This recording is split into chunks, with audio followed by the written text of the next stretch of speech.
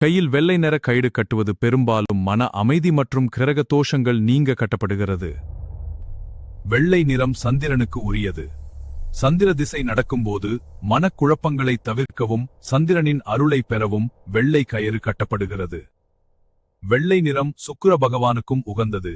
கலைகளில் சிறந்து விளங்கவும் ஆடம்பர வசதிகள் பெறவும் சுக்கிர திசை நடப்பவர்கள் வெள்ளை நிற கயிறு அணியலாம்.